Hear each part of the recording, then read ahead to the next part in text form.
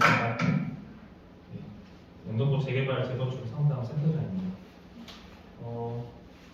오늘은 그 조합원 자격하고요 권리 선정 기준일에 대해서 진행할 예정입니다. 그래서 편하게 들으시면 될 것 같고 사전에 미리 좀 말씀드리면 사실 이 재개발 재건축 업무 같은 경우는 최근에 들어서는 사실 절차상의 위반 사항 별로 없으실 거예요.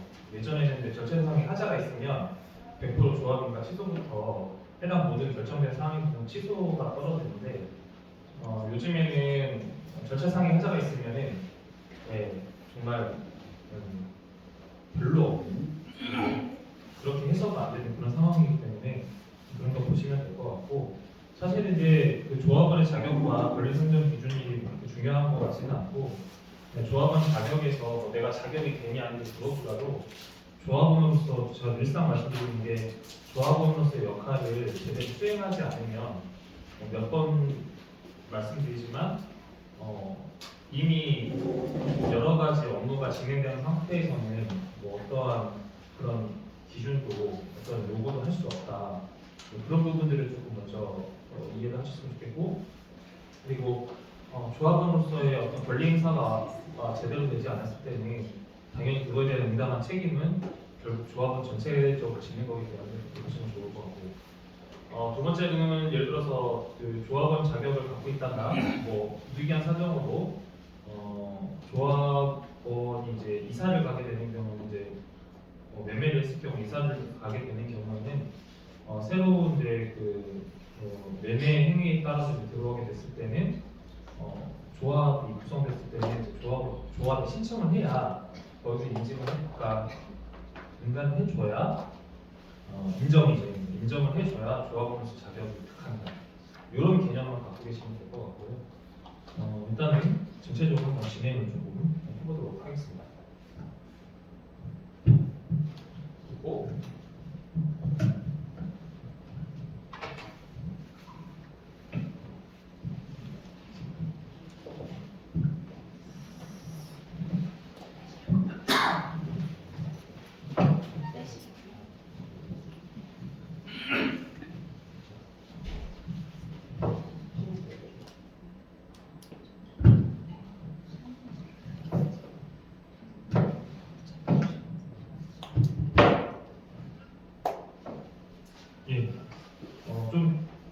자연스럽게 좀 진행할 거고요. 질문은 좀 맨 마지막에 좀 해주시고 그리고 제가 이제 드리는 말씀은 이제 여러 가지 기본적으로 뭐 법의 권리 안에서 말씀드리겠지만 거의 이제 실제적으로 실무 위주로 말씀을 드릴 거기 때문에 아마 18, 9은 거의 제 말씀을 마칠 겁니다. 그런 부분 해보겠습니다. 일단은 저희 오늘 강의는 영등포 재개발재건축센터 업무 소개부터 법 개정안까지인데요. 한번 내용을 쭉 보시죠. 네, 저희 센터 같은 경우에는 그 현재 구청장님이 공약 사업을 해서 재개발재건축 정비 사업에 대한 주민의 이해를 돕고 속도감 있는 정비 사업 추진을 위해서 재개발재건축 사업에 대해서 상담 및 설명회, 교육 가능한 상담센터를 운영하고 있고요. 우선은 좀 미리 말씀드리면 저희가 이제 현재 신풍역에 센터를 개설이 돼 있고 앞으로 또 추가적으로 당산 쪽에 개설이 될 예정이라고 합니다. 좀 참고하시면 될 것 같습니다. 인원이 이렇게 구성되어 있고요. 상주인력 운영입니다. 그리고 저는 이제 뭐 다른 거 보지 마시고요. 제 주력 분야는 사업성입니다. 재개발 재건축 사업성 분석 쪽이 제 전문 분야라고 보시면 될 것 같고요. 센터 업무는 이제 보시는 바와 같은데 좀 그냥 스킵하고 넘어가겠습니다. 전체적으로 이제 재개발 재건축 동향에 대해서 좀 설명드리면 이미 뭐 내용을 알고 계시겠지만 그 현재 부동산 투자에 대한 부분이 부동산 개발이 굉장히 쉽지 않죠. 여기서 이제 그 재개발 재건축 부지에서 오신 분들 조합원으로서의 자격 오신 분 계신가요? 이렇게 하면 손 안 드시죠? 한 분. 선생님 혹시 아니세요? 조합원이세요? 뒤에 분 두 분. 앞으로 이렇게 조합원이 될 수 있는 네네. 그래서 사실은 이제 그 부동산 그 개발이 아시겠지만 여러 가지 이제 뭐 금리 인상이라든가 여러 가지 뭐 전쟁이나 이런 것들을 통해서 지금 마지막으로 개발할 수 있는 게 재개발 재건축 말고는 실질적으로 없다라고 보시면 돼요. 분위기가 그런 것 때문에 이제 많이 여러 가지 의견이 있는데 사실은 뭐 물론 디테일한 내용보다도 전체적으로 재개발 재건축의 정책이 아무래도 이제 주민들과의 표하고 연결되어 있기 때문에 아마 정치인들이 많이 움직이시는 것 같습니다. 그리고 이제 대형 아파트 재건축 관련표를 이제 의무교육 편집 추진과 입주권 하나는 뭐 85제곱미터 통상적으로 말씀을 드리고 있는데 전체적인 개념으로는 원래는 이제 예전에는 지분 쪼개기 해가지고 어쨌든 그 금액이 보유가 되면 뭐 추가적으로 더 받을 수 있었지만 지금은 기본적으로 안 되게 돼 있기 때문에 일단은 1가구 1주택이다 보는 거고 나머지는 이제 소득 차액에 따라서 그러니까 차액에 따라서 그 금액이 별도로 현금 청산이 될 수 있는 그런 부분들이 있다 하는 내용이고요. 그리고 서울 재개발 문턱 낮춘다, 정비구역 지정 요건 재개발 착수한다는 건데 여러분들이 좀 잠깐 착각하시는 게 이런 것 때문에 뭐 안전진단 없이도 간다는 게 아니라 안전진단 한다는 얘기죠. 그렇죠? 예, 사업 시행 인가 전까지만 하면 된다는 건데 안전진단 하는데 안 되면 어떻게 됩니까? 그냥 상식적으로 한번 생각해볼 때 안전진단은 몇 등급에 해야 되죠? 기본적인 한번 수준을 보겠습니다. 안전진단 몇 등급이 해야 됩니까? D등급하고 2등급이 할 수 있는 거죠. 2등급은 무조건 할 수 있는 거고 D등급은 심의위원회 거쳐되는데 가급적이면 해주게끔 하겠다라는 건데 근데 만약에 사업시행이 있는데 중에 안전진단이 D등급, 2등급 안 나왔어요. 그럼 어떻게 돼요? 사업할 수 있습니까? 못하겠죠? 그런 부분들이 좀 있습니다. 못한다라고 보시면 됩니다. 그런 부분들이 좀 오해하지 않으셨으면 좋겠다는 부분이고요.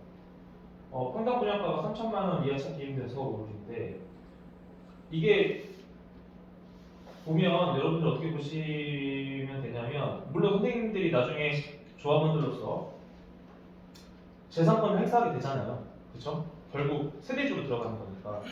근데 평당 분양가가 없다는 거는 이제 반대로 말하면 무슨 얘기죠?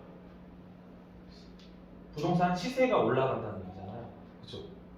그러면은 내 부동산 가액 자체가 굉장히 높게 편성이 된다는 건데 마냥 좋을까요? 네, 나쁘죠. 왜냐하면 분양가가 3천만 원이라는 거는 기본적으로 조합원이 갖고 있는 그 보유 자산이 결국 현물로 치환이 되는 건데 자기 분담은 늘 확률이 매우 높겠죠.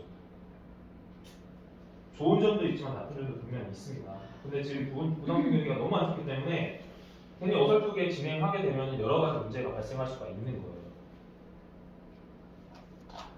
요양시설 절대 안 돼. 여의도 10억 60억 재건축 기부 체납 집단 반발 요양시설. 당연히 내 지역에 최고 핵심 지역에 요양시설 같은 게 같이 병행해서 들어오면 당연히 안 되겠죠. 근데 이제 공공의 목적에서는 그런 게 가능하다라는 거예요. 근데 통상적으로 요양시설이 먼저 들어오는 개념보다도 이제 여기는 이제 뭐 데이케어 센터라고 되게 용어를 계속 바꾸고 있죠. 네, 바꾸고 있는데 뭐 그걸 떠나서 기본적으로 나중에 부동산 가액을 올리기 위해서는 사실은 공공적으로 진행할 경우에는 공공적으로 진행한다는 거는 용적률을 상향을 시켜준다는 거예요. 종상향을 시켜주기 때문에 용적률이 올라가겠죠. 그러면은 거기에 뭔가 SOC 시설이 들어가야 되는데 지금 이제 뭐 요양시설이 있다라는 건데 가급적이면은 장기전세 주택이 낫겠죠. 왜냐하면 분양이 돼버리는 거니까 그렇죠. 네. 그렇게 보시면 됩니다. 여의도 한양아파트 역품화로 재건축이라는 건데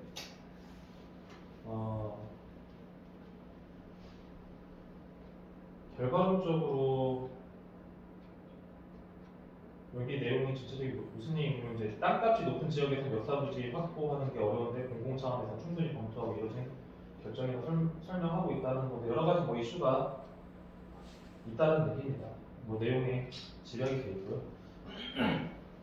네. 그럼 이제 동양에서 좀 설명을 드렸고 이제 조합원입니다. 네, 조합원은 이제 조합을 구성하는 가장 기본적인 구성으로서 권리와 의무를 동시에 갖게 되는데 사실 이제 재개발과 재건축 같은 경우는 이제 재개발은 조합 설립 인가 시에 모두 이제 조합원이 되는 거고, 그다음에 재건축은 이제 동의자만 조합원이 되는 거고, 그다음에 재개발은 토지 또는 건축물 소유자와 지상권자가 재개발을 조합원이 되는 거고, 재건축 같은 경우에는 건축물 및 토지 소유자가 해당이 되는 건데, 뭐 좀 미세하게 차이는 있지만 그냥 여러분들이 아는 상식에서 세대 주거나 토지 주면은 조합원이 된다라는 얘기예요. 그럼 임대인 되나요? 임대인 됩니까? 임대인 돼요? 된다고 생각하는데요. 돼요? 임대인은 재건축이 들어가는 아 임대인은 임차인. 임차인은 안 되죠. 안 되죠. 근데 이분이 받을 수 있는 게 있죠. 뭘 받을 수 있습니까? 임차인. 임차인은 그걸 받겠죠. 편하게 말씀하시죠. 그거잖아요. 우리들 주는 거 기부채널 하는 거고 그거 받겠죠. 쉽게 설명하면 이사비용. 네, 이주 비용하고 그다음에 이제 예를 들어서 영업 행위를 하고 있으면은 영업 손실 보상을 받을 수가 있는 거잖아요. 그렇죠? 네. 그리고 자, 근데 임차인이 돌아가셨어요. 받을 수 있을까요, 없을까요? 상속이 되나요? 돌아가시면 임차인이 돌아가셨어요. 이전비 주나요, 안 주나요? 안 주고 같은데. 네, 뒤에 좀 편하게 말씀하십시오. 여기 공무원분들도 오셨죠? 임차인 받을 수 있습니까? 아, 편하게 말씀하세요. 이거 정답 하는 거 아니에요? 저 같은데요, 저기. 받을 수 있다. 예, 같은데. 받을 수 있다. 그냥 자연스럽게 한번 손 들어보실래요? 받을 수 있다. 부인하고. 임차인. 괜찮아요. 받을 수 있다. 받을 수 없다. 뭐죠? 받을 수 있고 받을 수 없을 수도 있습니다.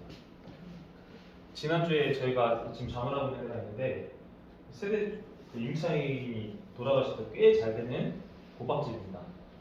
돌아가셨어요, 어르신이 갑자기. 근데 조합에서는 주려고 할까요, 안 할까요? 안 주셨었죠? 안 주겠죠. 네. 받을 수 있습니다. 받을 수 있어요? 그렇죠. 받을 수 있게 해드릴 수 있습니다. 근데 정확하게 규정 내리는 게 싸워야 돼요. 대신에 뭘 계산하고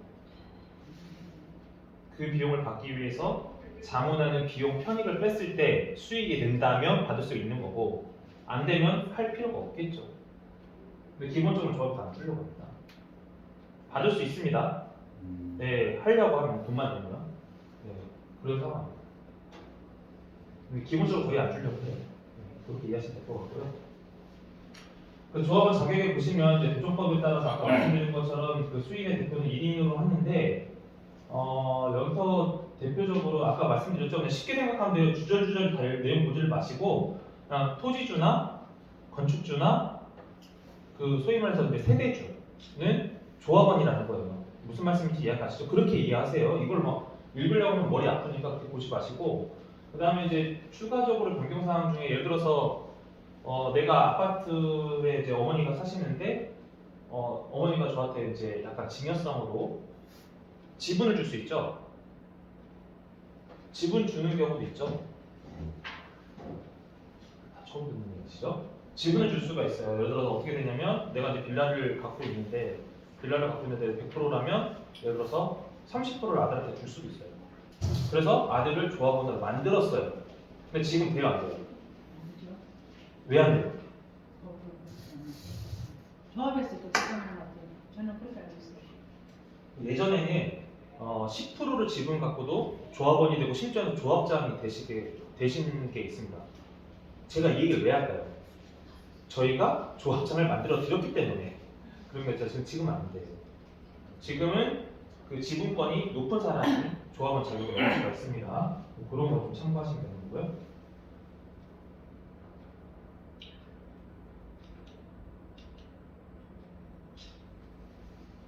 네.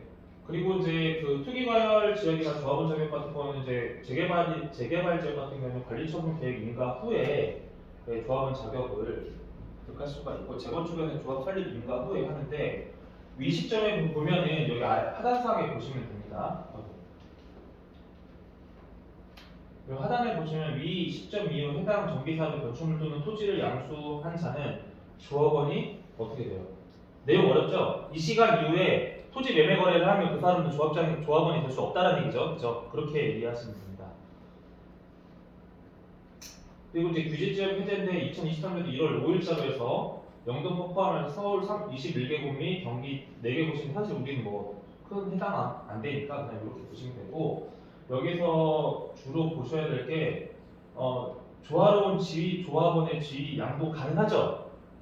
우리끼리는 가능하죠? 양도는 되는데 어떻게 돼요? 내 맘대로 양도해야 돼요? 누구한테 받아야 돼요? 누구한테 인정받으라고 했죠? 조합에 신청해야 돼요. 이해가시죠? 조합에 그렇게 기억하셔야 됩니다. 그래서 그 재건축 조합이면 다물권자는 분양주택수 완화가 됐다고 하는데 이거는 좀 더 지켜봐야 될 것 같고요. 그리고 이제 분양권 이제 입주권 재당첨 제한도 5년 해제됐다. 뭐 그런 내용입니다. 사실은 여기 있는 조합원들은 크게 상관은 없어요. 그리고 이제 그 조합원의 그러니까 양도인부터 양수 경우는 양도인으로부터 양수한 경우는 예외다라고 하는데 세대의 공무상, 생업상 사정, 질병, 치료, 취약, 결혼 세대 모두 사업구역이 위치하지 아니한 특별시, 광역시, 자치시, 자치로 시군구에는 이전하는 경우 또는 세대원 모두 상속받은 주택으로 이전하는 경우 그다음에 세대원 모두 해외로 이주 또는 2년 이상 해외에 체류하는 경우 그다음에 1세대 1주택자로서 양도하는 주택에 대해서 소유권 및 거주기간이 충족되는 경우는 된다, 안 된다? 이 내용인 거죠? 네, 그렇게 얘기하시면 됩니다. 그러니까 부득이하 그럴 수 있잖아요. 상속을 받아가지고 가는 경우가 있잖아요, 그죠? 그런 부분도 말씀드리고 겁니다. 그리고 이제 그 보통 그 조합 설립 인가로부터 3년 이상 그 사업 시행 인가 신청이 없는 재건축 사업의 건축물을 3년 이상 계속하여 수요하고 있는 자가 사업 시행 인가 신청 전에 양도하는 경우. 그러니까 복잡하긴 한데 이거는 이제 다 따져봐야 돼요. 그리고 이제 지분형 주택을 공급받기 위해 건축물 또는 토지를 토지주택과 공유하려는 경우, 공공임대주택, 분양주택 공급 및 대통령 정하는 사업 목적으로 건축물 또는 토지를 양수하려는 공공재개발 사업 시행자에게 양도하는 경우, 그리고 이제 사업 시행 인가부터 3년 이내에 착공하지 못한 재건축 사업의 토지 또는 건축물 3년 이상 계속하여 소유하고 있는 자가 착공 전에 양도하는 경우에 되는데 사실은 이런 경우는 뭐 극히 드물어요. 대부분 계신 분들 많이 있기 때문에 보시면 될 것 같고요. 예, 그래서 다시 한번 말씀드리지만 그 토지 및 건축물 소유자나 뭐 지성권자에 대해서는 보신 바와 같이 이제 조합원 자격을 갖고 있다고 보시면 되는 거고요. 지금 재개발 조합원 자격인데 건물만 소유한 경우에는 2003년 12월 30일 이전부터 되고 토지만 소유한 분은 2003년 12월 30일부터 그리고 무허건축물 소유자는 관계없음인데 실질적으로 이거는 여러분들이 내가 일정을 산정할 필요가 있어요, 없어요? 있을까요, 없을까요? 통상적으로 여러분들이 내가 조합원 자격을 있는지는 따져볼 필요 없어요. 왜 그러냐면 어차피 이거 명부 나와요. 명부 나오고 정 안 되면 여기 좀 죄송한 말씀 부천에 연미하신 거예요. 따져볼 필요 없어요. 그런 것까지 뭐 바쁜 언제가 하고 있어요. 그렇죠? 그리고 조합원의 권리인데 제가 몇 번 말씀드리지만 여러분들이 권리산정 기준일이나 뭐 조합원으로서 자격을 얘기하기 전에 이게 제일 중요해요. 이 페이지가. 그러니까 제가 늘 말씀드리지만 조합원이 조합원으로서 자기의 권리를 행사하지 않으면 뭐 모든 지역에 분쟁이 있는 건 아니지만 정상적인 사업이나 건전한 사업 운영을 하기 위해서는 조합원이 조합원의 권리를 인지를 한 상태에서 요구를 해야 되는데 여기 보면 주택 등의 그러니까 분양권, 청구권, 총회 출소권이 있죠. 발언권, 의결권 있고 임원, 대의원, 선출권, 피선거권이 있는데 여기서 한 빠지게 뭐 있을까요? 조합에서 사업을 해요. 사업을 하면 그냥 하나요? 페이퍼로 일을 하겠죠. 종이로 사업 계획서는 뭐든 쓸 거 아닙니까? 그러면은 거기에서 조합원에 있는 서류 일체는 조합원이면 볼 수 있습니까? 없습니까? 있습니까? 있죠. 어떻게 볼 수 있어요? 정보국에 청구를 해야 되나요?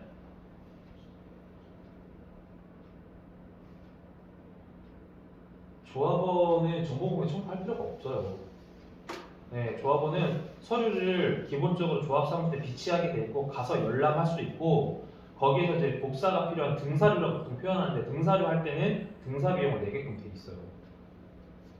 그러니까 여러분들이 조합의 업무에 관심이 있고 어떻게 진행인지 궁금하면 조합사무실을 방문해서 진행되는 것 좀 자료 좀 보고 싶다라고 했는데 그때 예를 들어서 조합사무실에 있는 직원이 이렇게 말합니다. 정보공개 청구하세요. 그럼 어떻게 하셔야 됩니까? 어떻게 하셔야 돼요? 좀 전에 말씀드렸죠? 무슨 소리야? 조합원이 그렇게 권해돼 있고 니네 여기 비치하게 되는데 왜 그래? 이렇게 해서 하면 돼요. 근데 예를 들어 제3자인 제가 그 조합에 해당 조합에다가 정보공개 저기 자료 보냈다고 하면 어떻게 됩니까? 막을 수 있죠? 네, 정보공개 청구해도 공개 안 해도 돼요. 네, 그렇게 이해하시고 진행하시면 됩니다. 그 다음에 이제 조합원에 걸리는데 이제 총회 소집하면 조합장의 직권으로서 이거 전에 했던 것 같은데 조합원은 5분의 1 이상 대의원 3분의 2 이상 이제 요구가 돼야 되는 거잖아요. 근데 여기서 사실은 조합원 발의하는 경우, 조합원 발의나 대의원 발의하는 경우가 많을까요? 별로 없어요. 거의 조합장 직권으로 합니다. 네, 그런 부분 좀 기억하시고 총회 의결을 하게 되면 부정법 및 정관 규정이 없을 시에는 이제 조합원 과반수 출석과 출석 및 조합원 과반수 찬성인데 쉽게 말하면 우리 조합원이 100명이고 100명이 과반수 이상이 출석을 해야 되고 그 과반의 과반 그러니까 예를 들어서 100명 중에 50명 출석했으면 통과죠. 51명 그죠? 근데 그 중에 의결을 했어요. 그럼 몇 명? 25명이 아니라 26명이 오케이 하면 통과라는 겁니다. 근데 이거 갖고 싸우는데 결과론적으로 이거는 특히 이제 뭐 분쟁이 터지면 이제 총회 의결 사항을 많이 싸우는데 이거에서 조금 뭐 이견이 참 여러 가지 있으나 결국 법원에서 보통 판례를 하면 조합 편을 많이 들어주는 거예요. 추세가 그렇게 돼 있고 그리고 특히 여기서 좀 여러분들이 이해를 하셔야 될 게 서면 결의도 많이 받으실 거예요. 근데 서면 결의가 잘못되면은 나중에 여러 가지 문제가 생깁니다. 근데 서면 결의서도 간혹 그 조합에서 보내준 양식이 있는데 조합에서 보내준 양식을 활용하지 않으면 어떻게 될까요? 내가 양식이 없어서 조합에서 보내준 양식이 아닌 다른 양식으로 진행을 합니다. 될까요? 안 될까요? 인정 안 하는 경우가 매우 많습니다. 나중에 법원을 갖고 가면 인정 안 하는 경우가 매우 많다. 그렇게 이해하시면 될 것 같습니다. 그리고 조합원의 의무를 보시면 이제 정비 사업비와 부가금 청산금 및 지원 손실금 납부의 의무가 있고요. 사업 시행에 의한 철금 이주 의무, 관계법령 조합 규약, 총회 의결사항의 준수가 의무가 있는데 사실은 조합원들이 뭐 의결사항을 준수 의무를 안 하고 하는 것보다 요거에 관심 많은 거예요. 정비 사업비나 부가금, 청산금, 지원 손실금 납부의 의무가 있는데 여러분들이 되게 신경 써야 될 게 사실 이거는 의미가 없어요. 철거 및 이주 의무. 제가 하나 질문하겠습니다. 예를 들어서 여기 조합원들이 계시는데 조합 이주비를 많이 지원해줘요. 그럼 좋아요, 안 좋아요? 좋습니까, 안 좋습니까? 이주비 주면 좋아요? 아니요. 왜 안 좋습니까? 이자가 내야 된다. 내 돈이에요. 아니요. 내 돈이에요, 내 돈. 아니요. 내 돈이에요, 내 돈. 이거 내 돈으로 하는 거예요, 결국. 자, 그럼 한 가지 더 여쭤보겠습니다. 시공사가 선정이 돼요. 시공사가 선정이 되는데 시공사에서 여러 가지 스마트한 기기를 막 준다고 합니다. TV도 달아드릴 거고요. 빌트인 냉장고도 달아드릴 거고요. 합니다. 좋아요, 안 좋아요? 좋아요? 좋은 거예요? 아니, 다 오돌이죠? 아, 그래도 그거 다 서비스라고 하지만 공사비에 누가 있습니까? 내 돈을 네? 내 돈을 그게 다 공사비에 녹아야 되는 거예요. 근데 그걸 서비스라고 얘기하죠. 서비스가 아닌 건 딱 하나 있습니다. 지금은 그러면 안 되는데 은근히 나중에 이제 그 시공사 선정할 때 되면은 막 상품 같은 거 줘요. 냄비하고 이런 거. 요거는 빼요. 근데 그 시공사가 선정이 되면 그 비용 공사비에 녹아 들어갈까요, 안 들어갈까요? 들어갑니다. 그리고 정비사업비 부가금과 청산금과 지원 손실금 납부의 의무인데 지금 이거는 여러분들이 굉장히 관심 가져야 돼요. 최근에 시공사들이 어떻게 하냐면 공사를 진행해요. 그다음에 돈 없어서 못 올라간다. 우리 저기 분담금 올리자라고. 예. 요즘에 그래. 근데 어떤 회사들이 소위 말해서 이제 매년 보면은 2023년도 시공 순위를 나면 1위부터 40등까지 나오거든요. 근데 20위권 안에 있는 대기업들은 시공비를 한 번 못 돌려요. 왜냐면 자기 브랜드가 있기 때문에. 그죠? 근데 20위권 밖으로 넘어가면 이 사람들이 어떻게 하냐면 공사비 오를 때까지 공사 중지해 버립니다. 그럼 여러분들 분담은 더 올라가요. 그러니까 조합에 있는 조합장이 똘똘해야 돼요. 이거. 근데 조합장 누가 뽑습니까? 여러분들이 조합원들 여러분들이 뽑는다고. 그게 안 되면 힘들고 시공 20위권 안에는 조합 공사비를 분담금을 올릴 수가 없는데 그래서 순살자리 같은 거 나오고 하여튼 그런 데가 나오고 싶어요. 네. 아 이건 좀 취소합니다. 그런 게 나올 수도 있다. 공사비가 올라가니까 수익은 정해져 있고. 그러니까 조합원들이 의무가 권리가 중요해요. 의무보다는 그 권리가 중요합니까? 안 중요하니까. 의견 개진 팍팍 하셔야 돼요. 안 한 상태에서 나중에 문제가 되고 나면 누구 잘못? 조합원 잘못. 네. 그렇습니다. 이게 핵심입니다. 시간에. 아 그리고 사업이 끝나고 나면은 이제 사업성이 좋은 데는 어떻게 돼요? 청산을 하고 나면은 조합에 돈이 많이 남아 있겠죠. 그죠? 조합원 분양만 하는 게 아니라 일반 분양 같이 병행하잖아요. 잘 되는데 대표적으로 저쪽 강남 쪽에 가면 송파 어느 쪽에 가면은 유보금이 한 800원 남았어요. 그거 어떻게 했습니까? 조합은 할까요? 돌려줘야 되죠. 그렇죠. 그걸 어떻게? 근데 어떻게 했을까요? 아, 청산해 버렸습니다. 조합장이 난리 났어요. 송파의 거쪽고 무슨 동인데 난리 났습니다 지금. 그러니까 여러분들이 관심을 가져야 된다 안 가져야 된다? 가져야 됩니다. 정보부에 청구하고 계속 확인해야 돼요.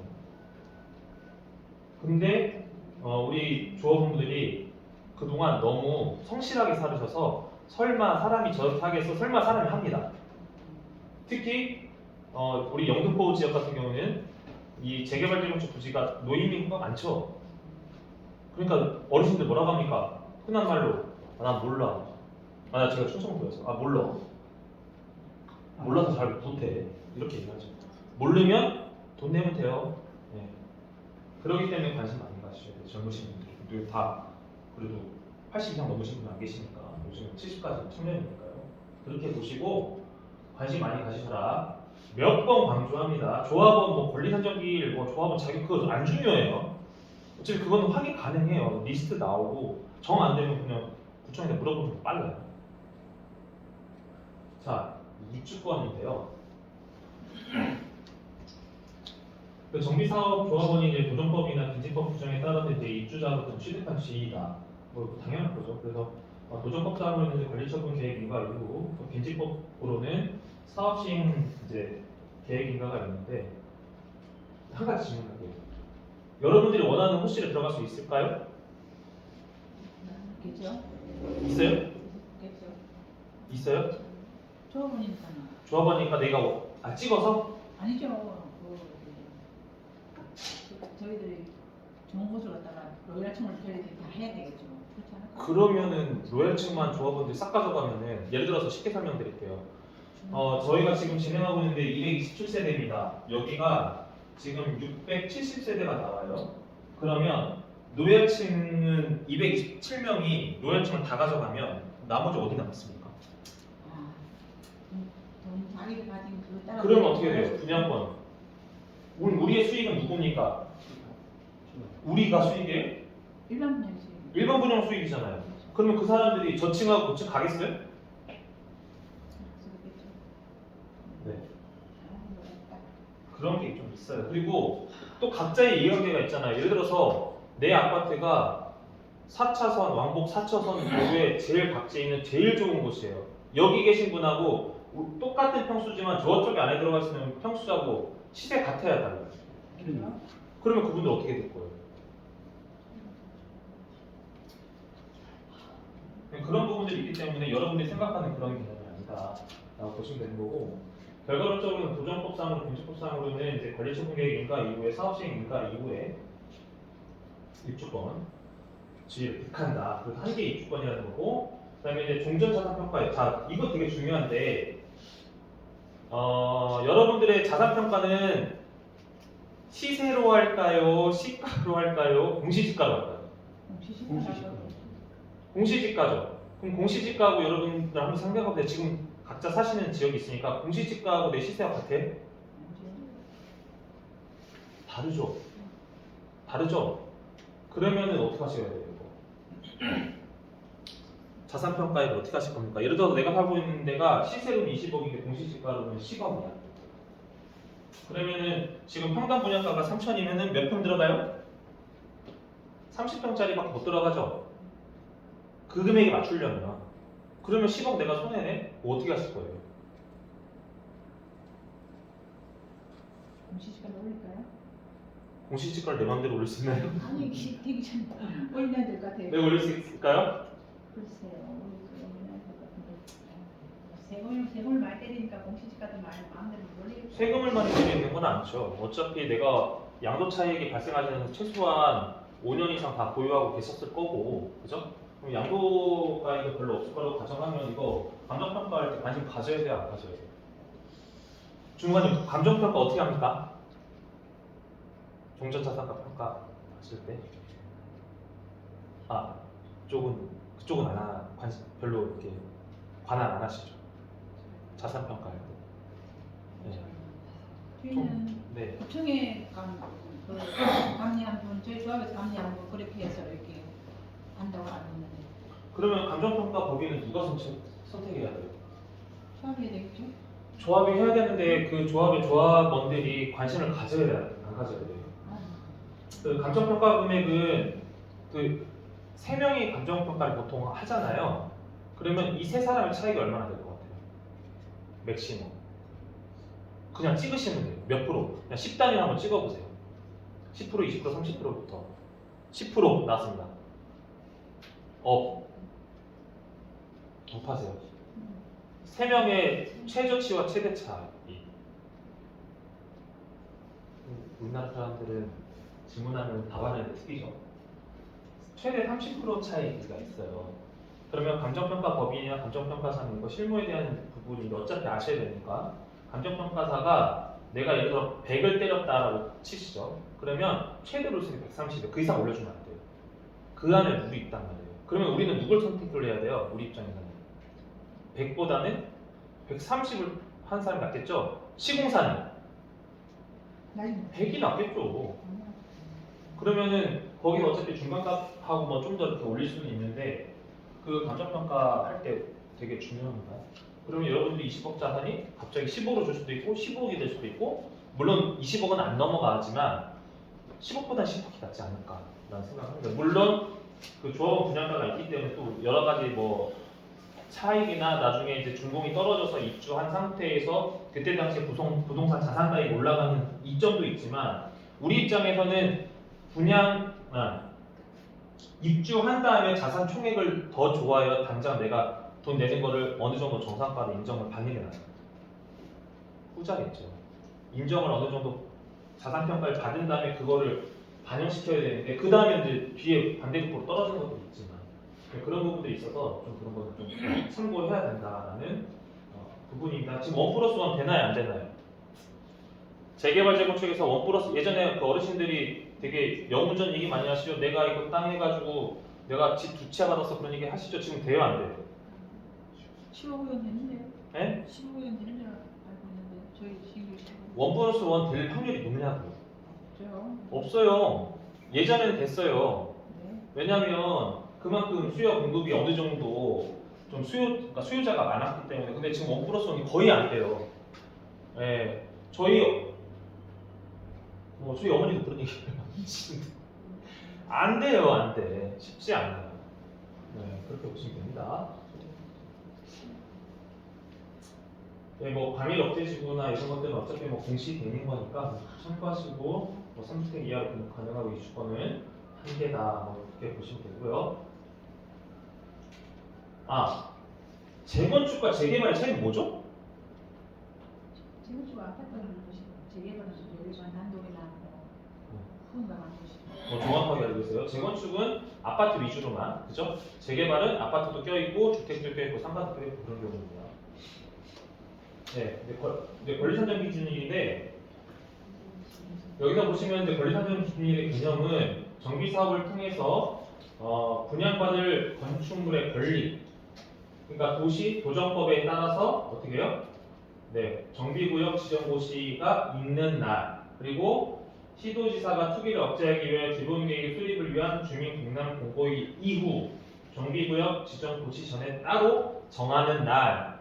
그래서 항상 공문에 보면은 날짜 딱 나오죠, 찍혀서. 네, 그거 보시면 돼요. 근데 그거 보시고 계산하지 마시고 나 이거 되나요 하고 네, 구청에 물어보는 게 가장 빠릅니다. 가장 정확하고. 이렇게 하면 이제 중간님이 싫어하죠. 전화 오니까. 근데 알려주셔야 돼요. 그건 어쩔 수가 없어요. 그게 제일 빨라요. 제일 정확하고. 그리고 이제 권리상정 기준의 개념을 보시면 권리상정 기준 이후에 소유자가 되어도 분양 자격이 주어지지 않습니다. 그래서 1필지의 토지가 여러 개의 필지로 분할되는 경우, 그죠? 네, 그 다음에 집합 건물이 아닌 건축물이 집합 건물로 전환되는 경우, 그 다음에 대지범위 속하는 동일이 소유주의 토지와 주택 등 건축물을 토지와 주택 등 건축물로 각각 분리. 그러니까 지상권 행사하겠다는 거잖아요. 토지는 딱 아까 지상권이 있었죠. 그게 주택을 갖고 있는 그런 형태라고 가정하시면 되는 거고, 이거 말 되게 어려운데 토지와 주택을 분리해서, 그러니까 토지와 건물을 분리해서 나눈다. 그러면 1번하고 3번하고 비슷한 얘기예요. 아까 말씀드렸죠? 저희가 조합원이 10% 지분권하고 조합원장이 됐다. 그때는 가능성은 지금 안 된다. 그런데 나대지의 건축물을 새로 건축하거나 기존 건축물을 철거하고 다세대 주택 등의 공동주택을 공급하는 경우, 이거 먼저 전형적인 투기 형태죠. 네. 근데 이거 모르고 하면 망하는 거예요. 그죠? 근데 이렇게 당하는 경우는 시공사가 당할까요? 토지주가 당할까요? 대부분 토지주가 당해요. 이것도 많이 들어와요. 그래서 제가 볼 때는 이미 지정됐는데 토지를 그러니까 구주택을 갖고 있으니까 어르신 요거 밀어가지고 원금 올리시죠. 그러면은 그거에 대해서 좀 비용을 많이 받을 수 있습니다 하고 시공사는 하겠지만 그렇게 하고 나서 이미 끝났어요. 그런 것들 빌라 보통 치죠. 빌라 질 거면 언제 해라? 이거 하기 전에 빌라 지으면 수익률 좋아요. 네, 그건 참고사항으로. 또 전유 부분의 분할로 뭐 토지 소유 수가 증가하는 경우 이건 안 되는 거죠. 상식적인 선에서 보시면 됩니다. 그리고 이 신속통합 계획인데요. 신속통합 계획을 좀 쉽고 간단하게 정리해드릴게요. 이거는 서울시 주도입니다. 서울시 주도의 재개발 재건축이라고 보시면 돼요. 자, 여기서 말하는 공공성은 뭐죠? 공공성은 뭐가 들어와요? 공공의 목적이니까 뭐가 들어와요? 공공성.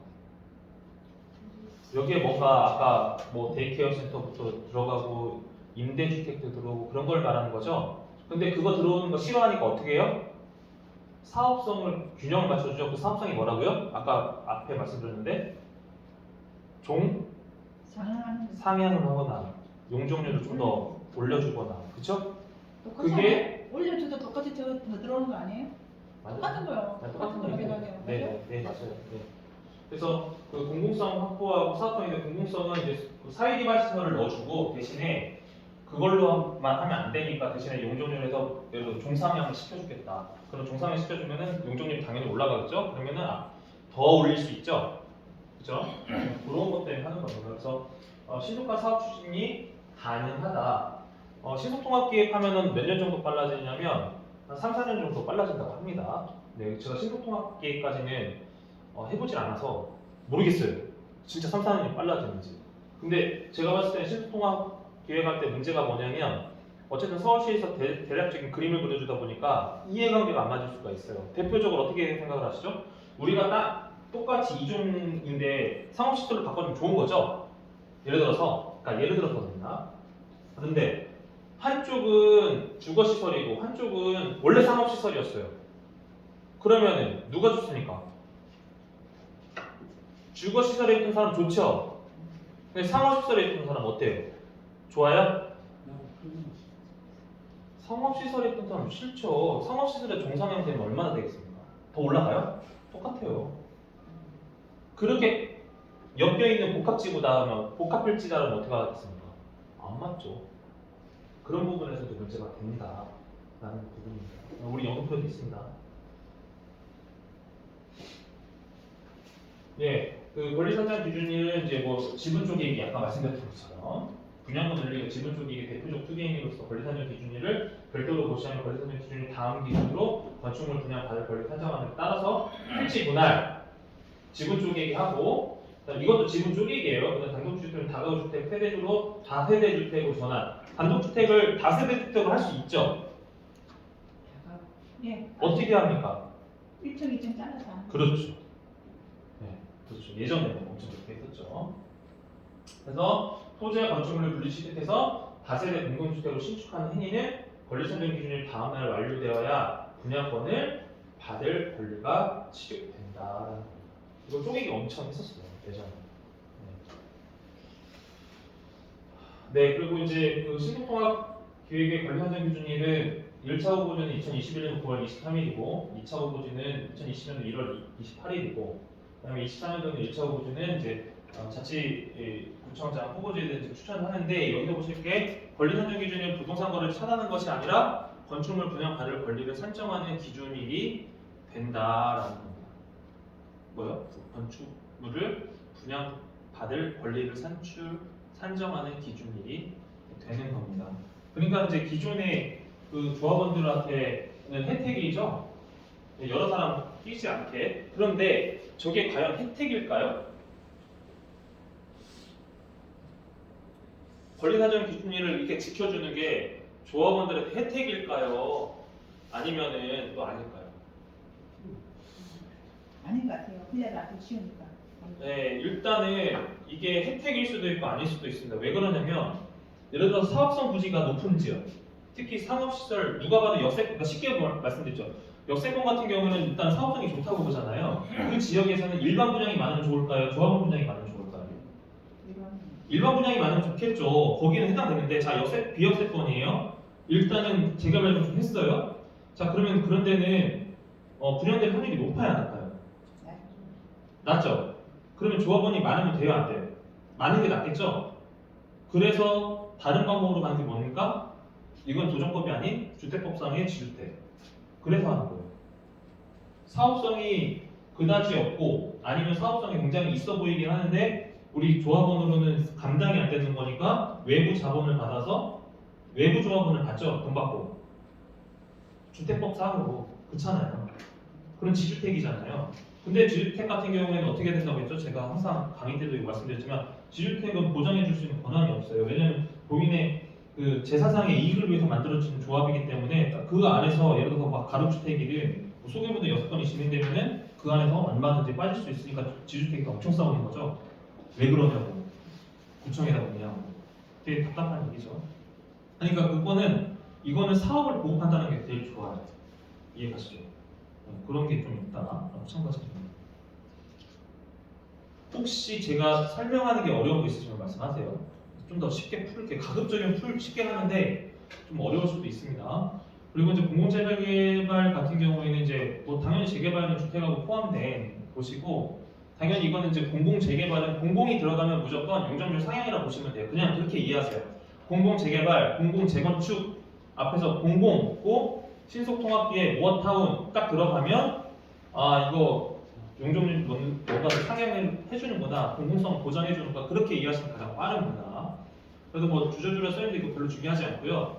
네, 결과론적 공공성 보장을 위해서 용적률 공공성도 그러니까 예술실 기반 시설을 넣어야 되기 때문에 사업성을 더 올려주는 그런 형태고 뭐 각종 공적 지원을 제공한다라고 하는데 그냥 거두절미하게 어차피 싹 다 밀어버리고 어쨌든 도로 그다음 재반시설 다 들어가는 거고 그리고 용적률 상향시켜서 네, 좀 임대할까 더 분양할 수 있게 해주는 그런 환경이라고 보시면 됩니다.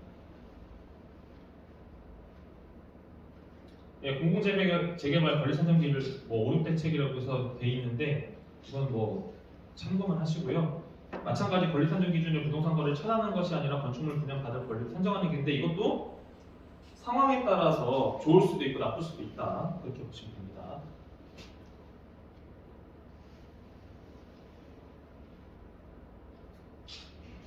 도심 공공주택 지금 공공주택이 붙으면 어떻게 해요?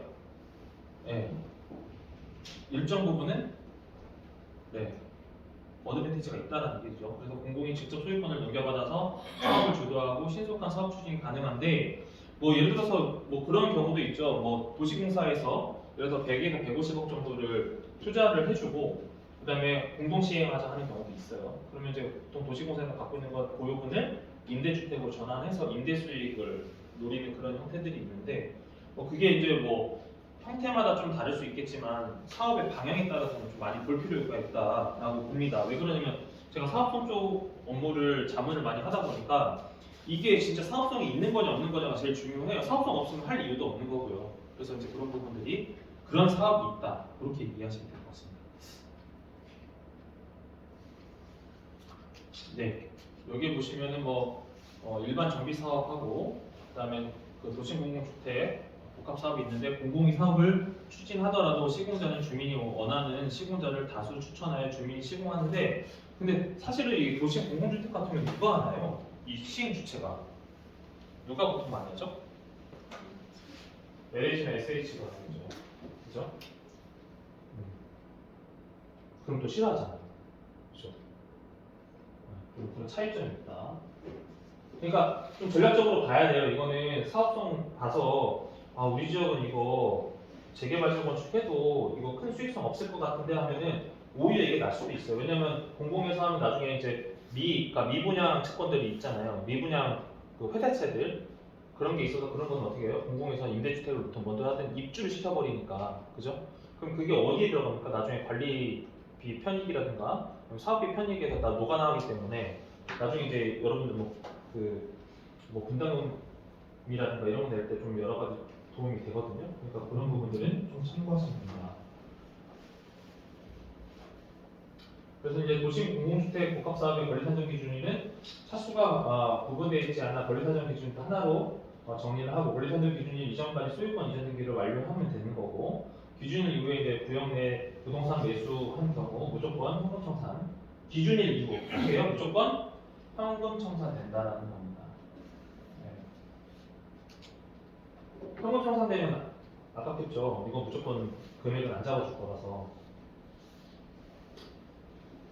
예, 모아타운인데요. 모아타운도 마찬가지입니다. 약간 공공성이 녹아 있고요. 저층주거지고, 그 다음에 여기에 뭐 저층주거지 전체 80% 수준에 달하는 상황인데, 뭐 그렇다는 쭉 얘기고, 실제로 이 지역에 대해서 이제 보면은, 사실 이제 모아타운 같은 경우는 그 안에서 이제 신축된 것들이 좀 있기 때문에, 좀 종합적인 평가가 좀 필요한 부분이에요. 근데 이제 이런 모아타운 부지 같은 경우는 주로 어느 지역에 많이 구성이 될까요? 모아타운이나 모아주택은. 여러분들 좀 관심 있으셨으면, 좀 얘기가 나올 수도 있는데 사실은 이게 역세권 발전 사업 쪽 제가 바라보는 관점은 역세권 쪽에 적용이 돼야 된다고 보고 있는 거고 일단 이제 모아타운하고 모아주택도 마찬가지 공공입니다. 그리고 이제 소규모 주택정비 관리 지역이 있는데 이게 노 지역인데 사실은 사업성으로 봤을 때 대규모보다는 소규모가 날 때도 있어요. 소규모 재건축이 날 수도 있는데 일단 뭐 항상 늘 딱 말씀드리지만 지역 좀 다가는 경우가 있는데 오히려 지금 같은 시즌에 부동산 경기가 좋지 않을 때는 오히려 소규모로 해서 좋은 브랜드 갖고 가는 게 나을 수도 있다 그런 부분입니다.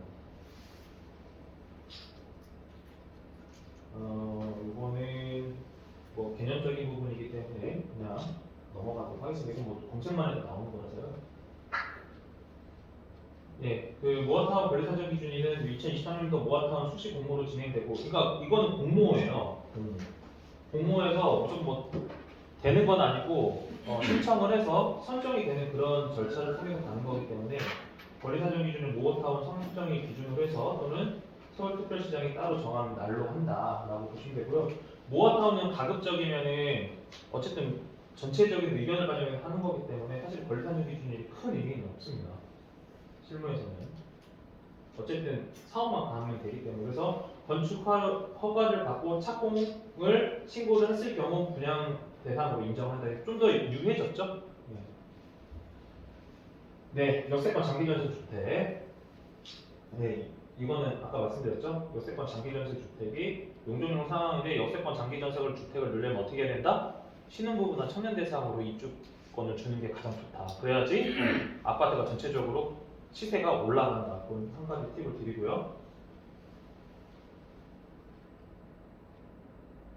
네, 네, 구청장이 개발행위 제한은 이제 구청장이 사전검토 신청한 날이고 정비계획 공고 열람일 기준으로 가는데 기존 정비구역 지정고시이고 정비계획 공람 공고율을 앞당겨서 지분 쪼개기는 차단하고 있는데 실제로 역세권 발전 사업도 어차피 사업을 진행하려면 좀 똑바로 된 그 개발이 필요하기 때문에 가급적이면 편입을 시키려고 하죠. 그렇지 않은 지역도 편입을 시켜서 개발해야 되는데 예를 들어서 이 빠진 개발 행위를 할 수는 없잖아요. 그래서 그런 부분들도 좀 아무래도 유효하다라고 보시면 됩니다.